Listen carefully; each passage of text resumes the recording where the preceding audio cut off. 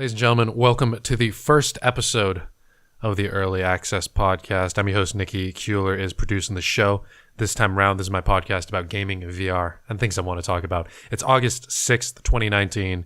You can check us out, assuming we don't mess up the syndication, on Spotify and iTunes, YouTube as well, youtube.com/StealthShampoo. And we are live, twitch.tv/StealthShampoo at 9 p.m. PST Tuesdays. The Early Access Podcast. You can check us out there. First thing, I had a gig this week that required me to take a gamer motivation survey, which is a test that helps determine why you play games, what makes you want to play certain kinds of games, whether they be, this game needs to be graphically beautiful, or it needs to have a good story, or the gameplay elements need to be insanely challenging, stuff like that.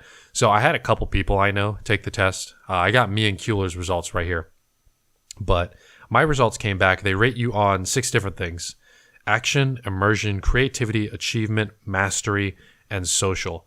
All in all, I scored incredibly low on everything except mastery, which was at 95%, and social, which was at 39%. I'm going to scroll down here. The parts of the survey that I didn't score so high on: action, gamers with high action scores are aggressive and like to jump into the fray and be surrounded by dynamic visuals and effects. Gamers with low action scores prefer conversation. I got 18% in that. They break it down by destruction and excitement. Destruction, of course, is like the typical just cause, oh, things are exploding and going insane.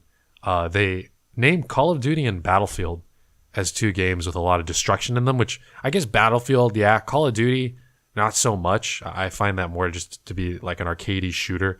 It's not like a Just Cause or like a Grand Theft Auto where you can just go around running people over and destroying things. I'm going to skip the 2 that I scored really high on for now, but I got social and mastery were both decently high. Achievement, I got 32%. That's when you like to collect rare items and collectibles, stuff like that. I mean, I did get 32%. Stuff like shiny hunting and Pokemon Go, which I would argue is not content. That is literally just finding a Pokemon of a different color. Some people enjoy that. Some people like getting different skins. It's probably why I never spent too much on microtransactions when I was playing games like Black Ops 3 and Fortnite. But I got a 32% in that. And then for creativity, I landed a solid 2%. That's for when you want to do things like explore an MMO and swim out to the edge of the ocean to see what happens. In Minecraft, they want to see what happens if you craft at different times of day or near zombies. And I just don't care about stuff like that. Immersion was at 1%, which, considering I'm into VR, it's kind of interesting. But immersion counts fantasy, which is enjoying games like Skyrim, Fallout, Mass Effect, which I did enjoy Skyrim, and story. Gamers who score high on story under the immersion components want an elaborate storyline and cast of characters. And considering the games I play right now, Beat Saber, Sound Voltex, those literally have no story whatsoever. I mean, I do play Pokemon, but Pokemon stories have never been that insane or morally in-depth.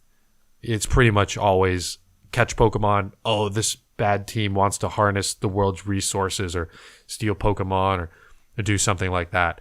So Pokemon's not really a story-heavy game. But the 2 that I scored incredibly high on, and this is really interesting tying into my career as a Twitch streamer, I scored really high on mastery, 85%. Gamers with high mastery scores like challenging gaming experiences with strategic depth and complexity. If you think of some of my favorite games, Catherine, which was this dating puzzle simulator, it's actually a fairly decently difficult game. And Getting Over It, which is the wallpaper on my phone, that game literally has, I don't know if you would say no story or plenty of story. It's a game that was super popular on Twitch about a year ago, where you're a man in a pot. You got to climb a hill using only a hammer. That game, I'm not sure if it had a lot of story or no story, but it was literally about just climbing and suffering, and it was kind of a metaphor for life, that you can get really far, but just get reset and you got to start over. I really love that game. Other games, Dark Souls, Bloodborne, love those games. Beat Saber, of course, is a challenging game. You pretty much just play harder and harder maps until you can't possibly play a map, and then you just repeat it over and over until you can actually beat it. That's how I play it. I know some other people play it more dancey. And then strategy is the other subsection under mastery components. Gamers who score high on this component enjoy games that require careful decision making and planning. I mean, I am playing Pokemon TCG right now, and I used to play a lot of XCOM. I did play one game of Civilization until I realized that I don't have enough time in my day to play a 12-hour game of Civ and get good at that. But I scored really high on that. Under social components, I got a 39 on that. But that's because competition, I scored a 91%. And under community, I only scored 2%. And I was thinking about why I would score so low on that. Basically, the questions that they ask you regarding community. And if you guys want to take this test, if you're watching on YouTube, I'll link it down in the description. But you can take it on apps.quanticfoundry.com. I'm going to check real quick to make sure that this goes directly. I think they have a couple different surveys. They do. But linked on their front page is the Gamer Motivation Survey. But I have under community only 2%. That's for when gamers like partying up and playing with other people. And over the course of my Twitch career, I've really liked less and less of partying up with people and worrying about other people's schedules. I'll talk more about that in a moment. But competition at 21%. Gamers who score high on this component enjoy competing with other players, often in duels, matches, or team versus team scenarios, which I find totally true. Unless it's like Dark Souls, I don't really like beating up on bots. It just doesn't really feel satisfying for me. I never really played like combat training in Call of Duty or anything, but I do like it when I get my team of 6 in Black Ops 4. Or more, let's go all the way back to Modern Warfare 2 when you can spawn trap people in the back building on high rise and really punish people for simply getting into the same lobby as you. That I would get infinite satisfaction from, even though they weren't bots. If they played like bots and we got them spawn trapped, that's infinitely more satisfying to me than actually having to shoot against someone who doesn't have feelings. I don't know if it's because I know I'm making them angry, and I've heard them in the lobby afterwards like, bro, why are you spawn trapping? Insert multitude of racial slurs here. But I also had Kueller take the survey. You want to talk about yours a little bit, Kueller? You scored higher in pretty much everything than I have, except mastery and social. Kueller got way higher scores in immersion. Yeah, it's hard to be more of a tryhard than me. Kueller got higher scores in immersion, creativity, and action. So what do you find that you differ? Well, creativity is probably the one I mattered more, although maybe the questions didn't like extract that part enough, because I do like just the wandering, the aimlessness and everything. I'm very much not a tryhard, unlike you are, so it's fitting that I got mastery as kind of my lowest. But I do like some level of competence if I am playing with people. I like social gaming but only if I can find like competent people to play with. But since I rarely can, social went pretty far down also at like 34% or something, relatively low. Compared to the other ones. I think both of us tend to enjoy single player games a lot more, and I think it's also because that's what I grew up with too. A lot of my favorite games when I was growing up and everything, the styles I was with, were all single player or at most co-op in person, but not so much these kind of exclusively online games. Yeah. So I think over time, going back to the parts of social gaming, my community score right now, under social components gaming, 91% competition, 2% community. I think over time, I probably started off way higher, probably like an 80% on social. Like back in middle school, would come home every day and play 6 to 8 hours in middle school and early high school of Black Ops 1 with my team of 6 guys. We wouldn't lose a single game all day. And this would also go back to when I started streaming back in 2013. I would get a team of 4 people, 3 other people together in TLAO factions. A lot of people don't know that The Last of Us had online multiplayer, but I would get a bunch of people together and we would just go online and win games nonstop. It wouldn't be uncommon for us to play 8 hours and lose 1 game. So that back in the day, I used to really like playing games with other people, particularly like you said, who are competent and also actually good at the game and want to improve themselves. Not necessarily professional players, but people who could at least break even or not be dead weight on the team. But nowadays, I'm scoring 2% under community. And this episode, I want to talk a little bit more about how streaming has impacted how I play games nowadays and what changed over the course of... I was a professional Twitch streamer, for those of you guys who don't know me, for 5 years, something like that. I think from 2013 to 2016 was really when I was on top. And then 2017, 2018, it really died down. I'd say 4 years. But from 2013 to 2016, I calculated it. There were months where I would stream on average, a full month, I would stream on average 6 hours a day on my Twitch channel back when I was at my peak of streaming. That's 6 hours on my channel. I also streamed on one of my friends' channels for competitive Evolve, and then I would stream on another channel that was for another Evolve league. Back when I played Evolve was when I was at my peak streaming. So I would stream on the weekends on my friend's channel, help him co-cast some Evolve content. I would stream on my channel for 6 hours, and I would stream a couple matches on this other Evolve League's channel. All in all, I was easily streaming 8 hours a day every day. We're talking like I only streamed 6 hours on my own channel. I streamed more on other people's channels, and that doesn't count if I took a single day off. Of course, that would lower the average. That's every single day. I went really hard back when I was a streamer. And a lot of people nowadays ask me like, "Oh, Nicky," like I'll tell people I'm playing Beat Saber alone at home, and my friends will tell me, "Why don't you stream that?" Or, why don't you play that online for people to watch, whether it be on Twitch or Mixer? And I'm tired of the entire streaming environment now. After having done it for 5 years, I mean, one of the reasons I wanted to start this podcast was for me to have some kind of ties to content creation. But I want to talk about some of the ways that streaming has pretty much driven me insane and completely changed the way I play games. I'm really happy with the way I play games now. But one of the things I had a serious problem with that a lot of streamers have problems with is backseat gaming. Even if it wasn't malicious or intentional, people would give me advice, and I find that part of gaming is the experience. If you take like Bloodborne or the Dark Souls series, for example, I really enjoyed trying to figure out what attacks a boss was going to use, or figure out what weapons would be useful against him, and figure out how to do their different phases. Like, for example, the final boss in the main campaign of Dark Souls 3 comes back to life after you beat him the first time, spoiler alert. And so if that were spoiled for me, I may have played it differently and not gotten the same experience and not gotten the same level of sense of achievement, as EA would say, for actually defeating him when I actually did beat him. But one example I always bring up is Shadow of the Colossus, which, for those of you who haven't played it, is a game that is literally just bosses. There's nothing else to Shadow of the Colossus than beating bosses and solving puzzles. There's that thing with the white lizards, but there would be people who come into my chat. And Shadow of the Colossus, I think at the time I played it, was literally a 10-year-old game, so plenty of people had played it before I had. And people would come in and say, "Oh, Nicky, this is how you solve this." And now I have that knowledge, and I don't get that experience of, "Oh, let me do this. Let me try this out. Let me try this on." I get that exploration. And it comes out to, well, I just know how to do it now, so I need to follow your instructions, otherwise now I'm wasting my time.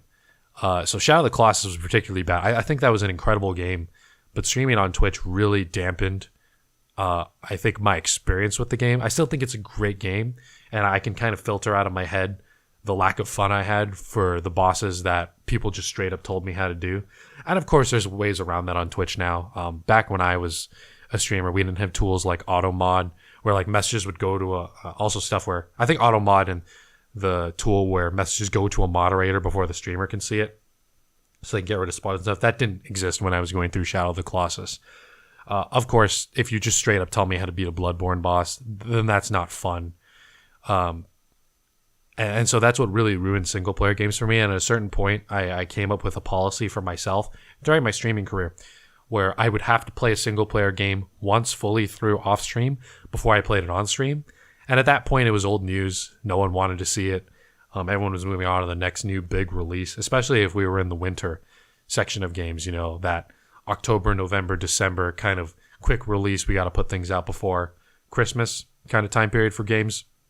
If I took a week or two to finish a game off stream, then that game was irrelevant because a new game came out the week after. I remember that in particular, that's how Titanfall 2 really got screwed over by EA, because they released Battlefield right before Titanfall 2.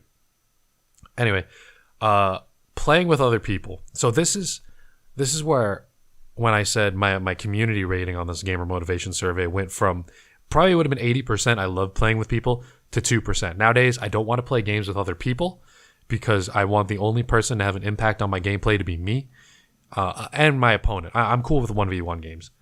I only want to play with myself. I don't want to worry about other people's schedule or, I got to get 2 other people on for Apex. Playing with randoms is so painful.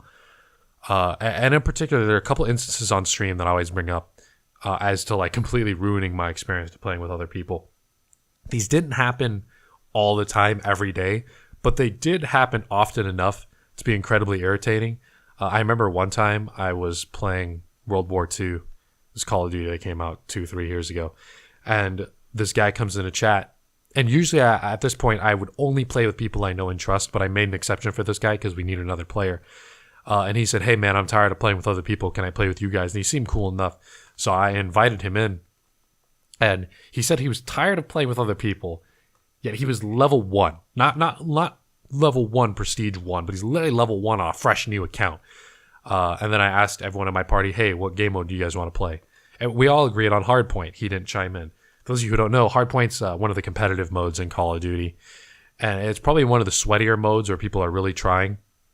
He was getting his ass beat. And in the middle of the match, asked me, "Why are we playing Hardpoint?" I was not hard set on playing Hardpoint. It was just something that he wanted to do, or that the group wanted to do, and he didn't chime in on. Everyone seemed cool with it, so we hopped in and played it. He ended up leaving in the middle of the match and never coming back. We had another instance in Black Ops 3 when we were playing with a guy that was so bad. He was feeding the other team so hard that he got a mothership called in on us. And I have probably played like 20 days of Black Ops 3 at this point, and I'd never gotten a mothership called in on me.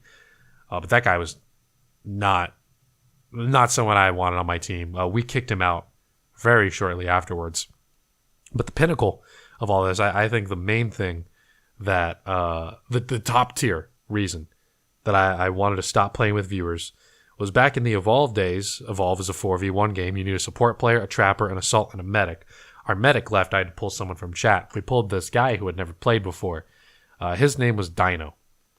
And Dino turned out to be a 12-year-old might be too old, but I'm going to say 12. In fact, I think you need to be 13 to watch Twitch. So let's say 13. He was a 13-year-old kid, super squeaker. But to be fair, I don't care about people's voices. I really care if you're just a cool dude and you got the gameplay that we need to win the game. We're playing Evolve. We put him on the medic because that's what he said he wanted to play. And he did absolutely no healing. I remember getting into team fights where he would charge into the monster with his sniper rifle. He was playing Val and fire nonstop, not doing any healing. He would go down immediately, which would pretty much lose us the team fight. In Evolve, there's only one medic, so you lose the medic and you're going to kind of have a hard time. At one point, I remember our trapper, I was playing support, I think, was low health, and I asked him, "Yo, Dino, can you heal up our trapper?" And he didn't reply at all. "Dino, can you heal our trapper?" And the trapper can't heal him freaking selves. Shortly afterwards, we hear kind of a punching sound and another presumably younger kid crying as he's getting beaten in the face in front of a TV over this kid's microphone. Dino was beating up his little brother mid-match for standing in front of the TV or something like that. Afterwards, after we all died, our support player was the last man standing, and he had to survive long enough for the rest of the team to respawn. So Dino yelled, "Watch out, the monster's behind you," when the monster was clearly on the other side of the map, which caused our support player to panic and pop his cloak, which caused it to go on cooldown. So now if the monster finds me, he doesn't have cloak. I literally had to yell at this kid, "Bro, shut up. Let this man work. I need you to heal." I'm literally losing my mind and being a little bit unprofessional and yelling at this literal kid. And that's partially my fault for taking random people off of the internet to come play with me. But we did have a queue system back when I was a professional streamer. So you would have to fill out this entire form with your PlayStation username, if you had a microphone or not, if you were playing Evolve, which of those 4 classes you specialized in. Like, we had this whole thing. A lot of people came to me and complained like, "Yo, man, I don't want to fill out a form. I just want to play." My response was always, if you're too lazy to fill out the form, you just can't play. Like, I need some way to vet people. And even sometimes using a form to vet people was not enough. We got some class A idiots no matter what game I played. And it eventually just got to the point of 5 or 6 years of this, of not having consistent friends online to play. And it's not my friend's fault. I literally played video games 8 hours a day professionally, for money on Twitch. So I can't blame people I know in real life or even viewers who would play with me often who are good players. I can't blame them for not being online 8 hours a day, 7 days a week. So it was hard to find other people to play with consistently. And so by pulling random people from chat, I always ran that risk of someone who was insanely incompetent, really dumb, had potato microphones. There was always the risk of getting someone on the stream who was not stream worthy, for lack of a better word. And I always felt, as someone doing the prestigious thing of broadcasting their video game gameplay on the internet, that I needed to show people gameplay that they couldn't just do themselves. Gameplay of a good team playing, or someone who is playing and they can't just get on and be as good as that guy. They need to train a little bit. I was always the guy who wanted to make sure that my gameplay was not completely unattainable. I'd never been like a professional player at the level of that maniac who won the Fortnite World Cup, but definitely, you can't just play for 2 months and be as good as me. And so that's probably what dropped my community rating on my gamer motivation profile from 80% to 2%, is I just hated eventually that grab bag of just playing with random people. There's some other stuff with like Beat Saber nowadays and why I don't stream Beat Saber. I mean, first off, I'm not making the majority of my money off of Twitch anymore. I don't have to worry about losing followers or subscribers because I'm pretty much at rock bottom with how often I stream. But the thing is with like Beat Saber, for example, is when you stream a rhythm game, people have this notion that they can just request songs.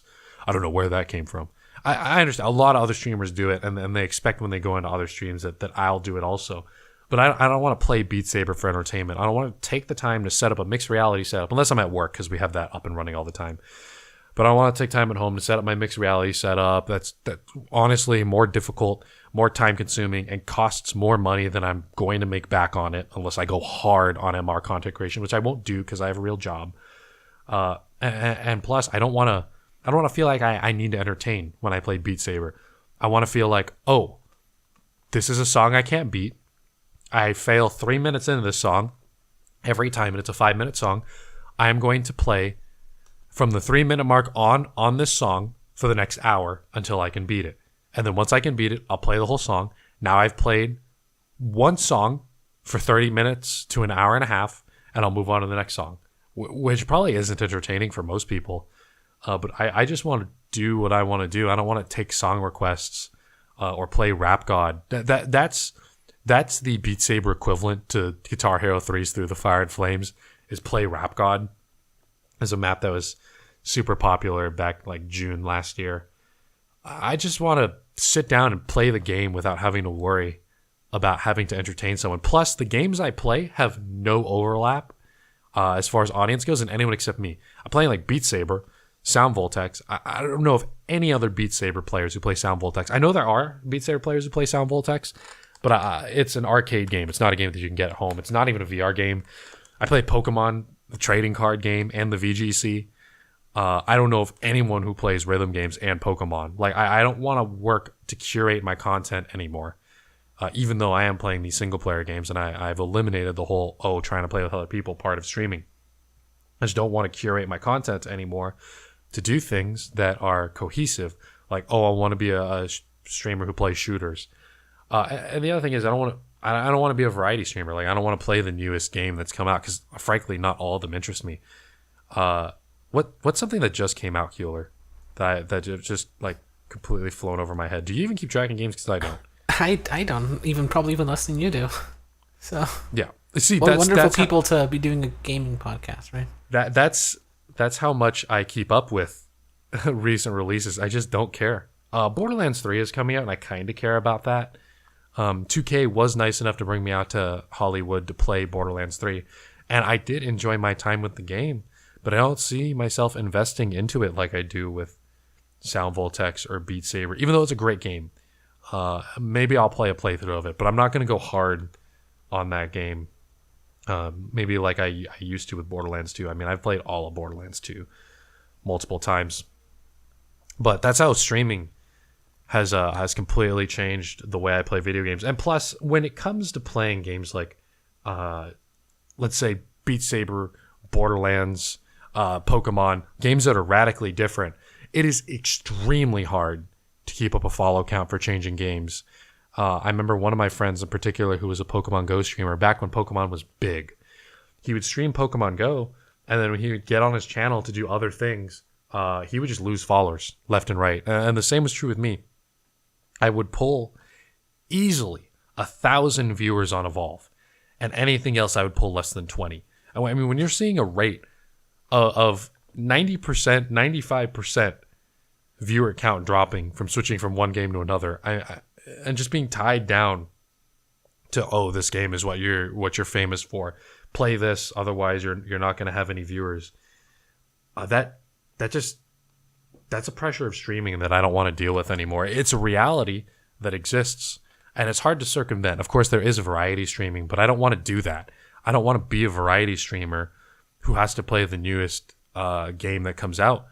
I get really into a bunch of different games, and eventually I'll rotate them out with no correlation to what the Twitch market wants. It'll be what I want to do and not what people want to watch.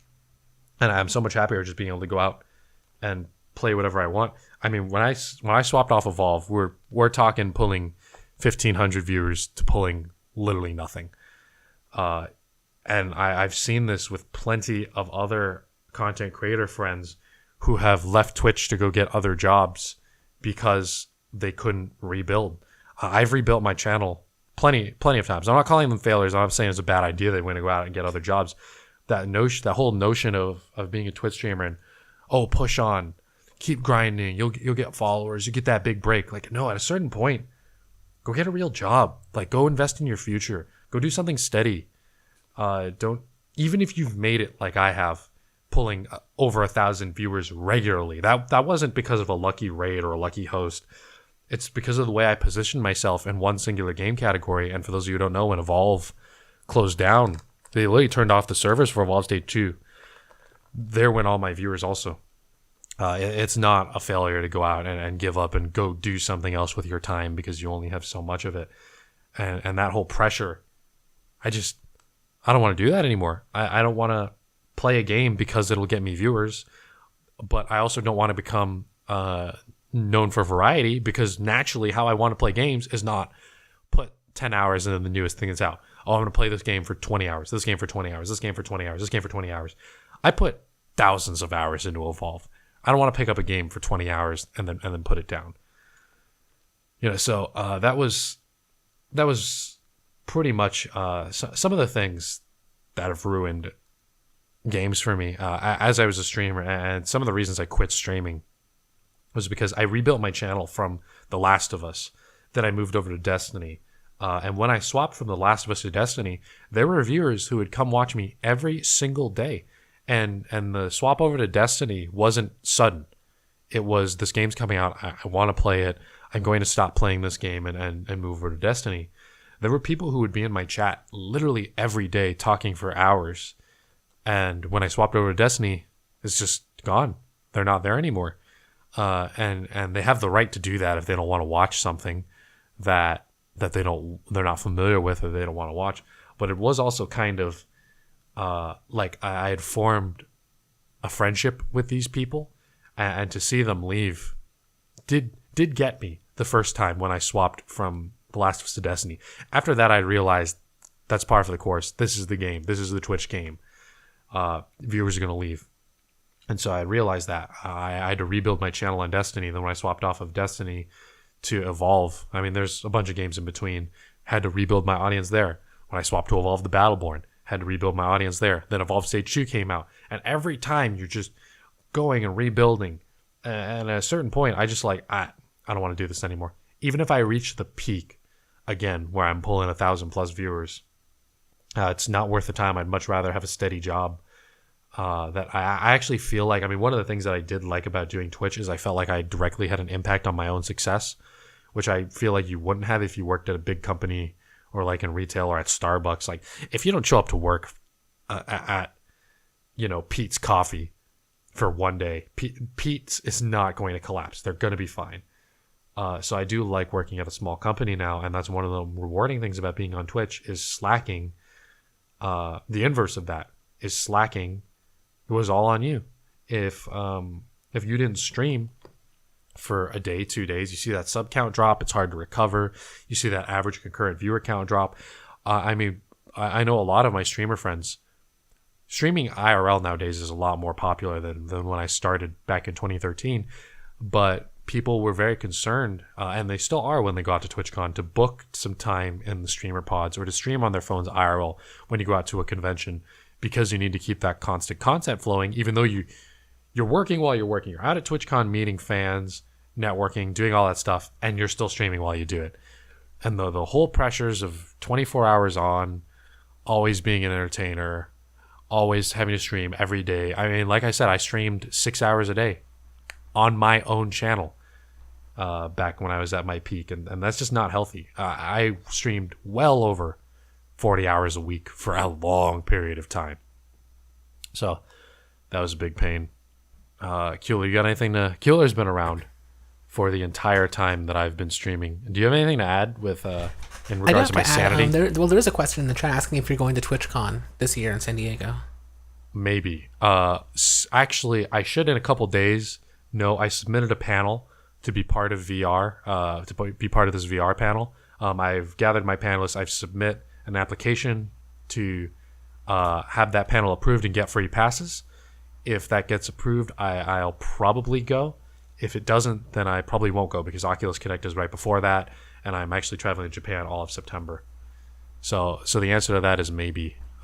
Speaking of, I have more to talk about on the VR panel afterwards, but go ahead, Keeler. How has Twitch streaming? How's Twitch streaming been? You've been around the entire time. How's Twitch streaming been? I mean, I can attest to everything you said regarding rebuilding the community. The biggest shock for me was when you first switched off from The Last of Us. The day one when you went to Destiny, and like the day before, there are people that would just be there every day talking to you and be friendly and like not just, mentioning or commenting in the chat, but you were friendly. We knew each other. We knew our lives generally. Like there was a sense of friendship there. And day one of Destiny, when you stopped playing The Last of Us kind of as a main game, they were gone, and I still have never seen most of them ever again. Years later. Yeah. Years later. How long ago was that? I don't even remember. I've been here for so long. The time. 2014, I think. This is when I swapped off of The Last of Us over to Destiny. I think when that game came out. And that the first time that happened, that actually like felt bad personally, because it's like, okay, you guys aren't viewers. Like I know, like, what your job's been like, what you're struggling with, what makes you happy. Like, I've personally heard these people's voices, even though I've never met them in real life. You do still form this bond. And that was back when I was pulling 100 viewers. Like, it's not an insane amount, but it is enough to, it's still small enough to personally, remember people's names and, associate with what they're doing in their life when they come in every day and talk for even an hour, and I'm streaming 30 days a month, then you do get a kind of sense as to what people's lives are like, and then for them to just disappear, it's like, I wonder where that person went. Speaking of, okay, so I'm going to jump around on our run of show here. Today, VReal announced that they are closing down operations, and I believe the company is disbanding, and my friends over at VReal are now looking for new jobs. VReal, for those of you guys don't know, I was part of their ambassador program for 2 years. They were a program that let you watch VR in VR. So I, for example, would play a game of Superhot, and then you could go into VR and move around my VR space as I played VR. So you could be in Superhot while I played Superhot. It was a really cool thing. They had just recently, like a couple months ago, announced desktop support, and that would basically mean now you can watch VR on your desktop by like flying a camera around, kind of like you would in a spectator mode in Call of Duty or Fortnite. You could fly around and watch VR on desktop. And I was on their ambassador program for 2 years. My job was to do Let's Plays for them, to create content for people to watch on the platform. They did pay me for it, just as a disclaimer. I actually didn't really like it, and you could not VReal as a company, but like doing Let's Plays. I always knew within me that I'm not a Let's Play person. I'm like a multiplayer online competitive I'm going to do this. I'm going to learn this game. I'm going to teach you something about it. I'm not going to pick up a VR game and be like, all right, guys, like Defector just came out, the VR spy game, and say, oh, we're doing a playthrough of Defector today. I don't know what's going to happen. Oh my God, that's crazy. That, Let's players seem to have this mentality that volume equals hilarity. And I really don't like that. I'm not hating on all Let's Players. I'm not saying all Let's Players do that. But if I don't have something, so I'm not going to go screaming over the top with like, oh, hey guys, it's Nicky and today we're playing Super Hot. Yeah, Super Hot's such a cool game. Time moves and like, I'm not going to do that. That's exhausting to me. I want to talk to you as if I'm not pitching something. I'm not pitching myself. I'm not pitching the game. I want to talk to you like, oh, hey, I'm an expert on Super Hot. This is how you regrab. If you let go of a gun, grab the pyramid to move to the next segment and grab the gun really quick, then you can take guns, as you teleport around. I want to tell you in-depth stuff about the game. I don't want to do Let's Plays. There's enough Let's Players out there in the world. So I didn't really... VReal was very flexible. They let me play whatever game I want, and sometimes they let me do special things, like when I did an interview on Mixer, they let me create super hot content that was edited, and going to school for video editing. I do like editing. So I liked creating content like that more than doing Let's Plays. But today they announced that they were closing down, and one of the things that they said in their press release when they said that they were shutting down was they think the VR market hasn't taken off in the way that they thought it would, and that the demand for a product to watch VR content in VR isn't necessarily there. And I absolutely agree with that. People are fine watching VR content on YouTube. Live is doing great, where you can, again, watch VR on a pancake flat screen, but see it in mixed reality, like kind of see it in VR. So people do want to watch VR content, but watching VR in VR there wasn't really a market for that. So they closed down. And that's where I want to tie into my TwitchCon panel. Is last year they were nice enough to invite me over to their TwitchCon panel, How to Stream VR on Twitch. And that panel was really well received. Unfortunately, with them shutting down, I don't know what their plans are. I haven't talked to them personally, and they released me from their ambassador program 2 months ago. I don't know what their plans are for a TwitchCon panel, but because they were closing down, and they also kicked me off the ambassador panel, so I expect them to not want me to do. And it wasn't anything to do with like I have no ill will towards it. They didn't kick me, they didn't fire me. It was because they were cutting back costs, and we can see why now that they closed down. But with VReal removing me from their ambassador program, I decided to come up with a panel for TwitchCon because a lot of my friends wanted to be on a panel. Because I was on the VR panel last year, I was probably the best one to submit it. So we did submit one. We're actually going to hear within the next 5 days or so whether or not that panel gets accepted. Now, the downside is, if we do get accepted, actually the upside, we get free 3-day passes. The downside is 3-day passes to TwitchCon have already sold out. So I didn't buy one. So if I don't get accepted, I probably won't go. And September is going to be a very difficult month for me. TwitchCon is at the end of September. Difficult as in like not hard. But it's very packed. I have, first off, a major event that I'm planning. I'm going to Japan from like the second week of September until right before Oculus Connect. Oculus Connect 6 is Facebook's big VR conference. That'll be Wednesday, Thursday, and then Friday is TwitchCon. So I'm going from Japan to San Jose to San Diego, and then back home. It's kind of a rough month of traveling for Nicky when it's supposed to be my vacation. So we'll see if I do end up doing that. What time are we at here in the podcast? We're almost approaching 40 minutes almost here. Time. Yeah, it's almost about. Yeah, it's almost time to wrap it up. I'm gonna see if we can knock out one more topic here. I will make one comment though. Yeah, to remember, if you do end up going to TwitchCon, you remember VReal for like the past 2 years has been like a little haven where you can hide away from the chaos that is TwitchCon. And now that they're gone, even if you do end up going and doing your panel, you lost that hideout. Unless you can find someone else, but I don't remember anyone else that had just like an empty room you could walk into. So what Keel was talking about is the great thing about VReal is they always had their own room adjacent to the conference. In the San Jose Convention Center, you could literally walk out of the conference and walk into the VReal room. Like they're in a hallway to the hotel connected to the convention center. And we would go there because the Fortnite tent was humid. The sweat, the outdoor heat all combined you could in taste this. the sweat. In the room. It was gross. The Fortnite tent was gross. Terrible. The show floor was loud. We would go to the VReal room. They had this big open room where you can sit down on chairs and and just hang out, and they had water and snacks and all that stuff.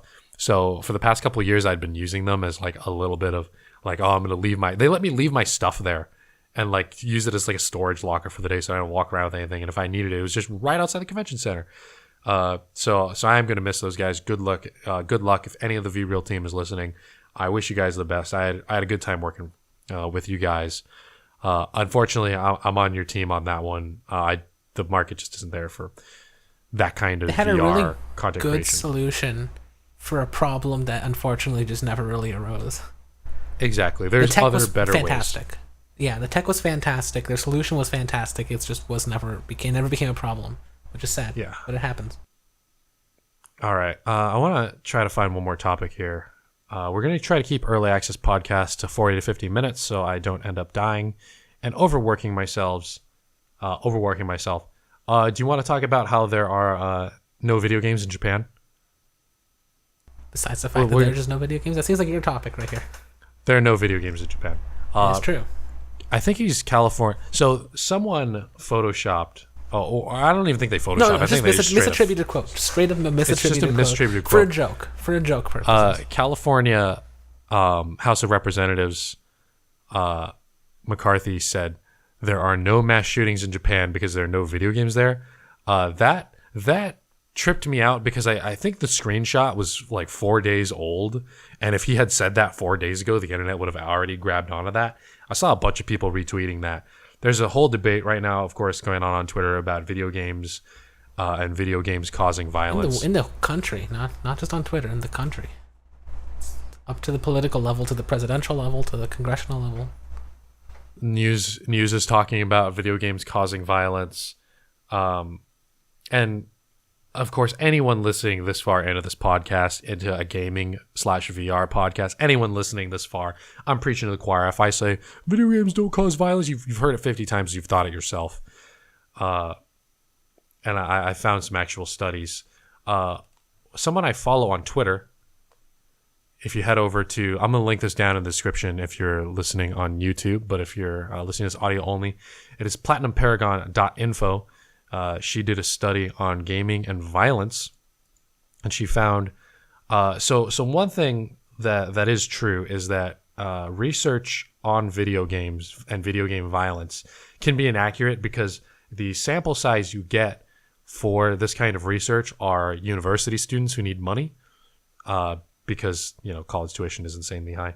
And you can't necessarily get children to study for this or adults with real jobs. So when you do a science experiment about anything, whether it be video games and violence or anything that has to do with people, it's hard to get a good sample of people because university students are the only ones who are going to volunteer and they might not be representative of the entire population. The other thing is it's unethical to get people to hurt each other in the name of research, is what she said. So, of course, it's going to be kind of hard to, get two test subjects and put boxing gloves on them and have them punch each other in the face after playing Grand Theft Auto. That's just straight up not allowed anymore. But she found a couple things that I found interesting. So this study shows, with a sample size of over 200,000 people, video game was weakly and inconsistently related to youth violence, and that attributes like gender and being a bully can explain youth violence 1,200 to 800% more respectively. And trying to figure out how to reduce youth violence in other ways would be a more cost-effective method than just getting rid of video games, which in a way, we should get rid of some video games. I'm not completely against Fox News going insane here. PUBG needs to be erased from the face of the earth. Final Fantasy 13, that's the one I played. That game is trash. That is a terrible excuse for a Final Fantasy game, and I don't even think very highly of the Final Fantasy series. She recommended, for reducing youth violence, teaching healthier coping mechanisms, furthering investments in anti-bullying schemes, furthering investments in minimizing risk-taking behaviors, and improving academic engagement in young people lacking study space and support. And those are all going to be more effective things to do than getting rid of Fortnite. Which, something no one ever seems to mention is that not all video games are violent. Everyone points to Fortnite, but Fortnite doesn't even have any blood. or anything. No, it's even known for being a brilliance. very like the most cartoony and non-violent of the battle royale games. At least for like the big ones. I know there's like some small ones that are like water gun level, but You can literally go around like chopping trees down with a candy cane. Fortnite is so non-violent. The guns are all like, I mean they do have like revolvers, and the purple assault rifle does look like a scar, but you're not like blowing people's limbs off. I mean when you point to Call of Duty and say, oh, Call of Duty can cause violence, I can see that correlation, even though it's not true, a little bit more than the most popular cartoon game of all time, other than Minecraft, is causing violence. So Fortnite might not be the greatest example. I mean, of course, we just also had the Fortnite World Cup, which if Fortnite really was causing violence, we probably would have seen riots all over the place in that stadium where they were holding the Fortnite World Cup live. we see those in actual sports games. Which somehow missed the conversation entirely, yeah. We've seen more riots at sports games than we have at actual like hockey's actually violent. It's great. Yeah. It's wonderful, but it's actual violence. Like you physically do things. You're not even simulating it at this point. That's one of the reasons why hockey is like one of the only sports I'll sit down and watch. I mean, I won't put it on the TV, but if someone's watching it and they're like, "Dude, a fight's broken out," I'll stop what I'm doing to watch. So that's entertaining. But actual sporting events, you're right, do have more violence than esports events. Do we wrap around and say that there are no mass shootings in Japan because there are no video games there? Did we say that was fake? Some dude faked that and apologized. Now he didn't really apologize. He kind of just said it was satire, and just kind of left it at that. But by this point, thousands of people have like retweeted it, thinking it's real. Yeah, so many people on my timeline have been tweeting out that this was fake, or not fake. No one has said it was fake. Everyone's been like, "Wow, I cannot believe." I've seen people from outside of the country, outside of the USA. I can't believe in America, your Congress is incredibly dumb. But this was very much a fake tweet. And we here at the Early Access Podcast, of course, top tier journalism you can expect. I couldn't find the original tweet, but Kuehler's pretty sure she saw it. And you're saying I scrolled down like 3 posts and I saw someone point out that it was fake. Yeah. It's like 100 likes. You're the one. No retweets. You're the one who found that it was actually the actual. When I first saw it, I thought it was fake, but I didn't get the actual confirmation from the person. I thought it was fake too. That's why I looked. Also, I wanted to like this can't be real. We can't find the exact tweet, but the person said it was fake. Is what I'm trying to say. There are indeed video games in Japan. In fact, I will report back in September. Yeah, you're gonna go for certain to Japan just to like do some like in-person journalism just to confirm, are there video games in Japan? It's a hard-hitting question. I'm not sure. I'm actually not certain. We'll have to confirm this with my own eyes. It's going to have to be scientific about this, you know? If you're in Japan and you see a video game, then you've confirmed the question. I'll write it down. That has been the first episode of the Early Access Podcast. We're syndicating, assuming I don't mess it up, out to Spotify and iTunes. I'd appreciate if you guys rate us there. YouTube.com/StealthShampoo if you want to watch this on YouTube. And we do stream this live on Twitch.tv/StealthShampoo at 9 p.m. PST on Tuesdays. I've been your host, Nicky from Stealth Shampoo. Kuehler is running things in the back here. I appreciate you guys watching, and we will see you guys all next week for another episode of the Early Access Podcast.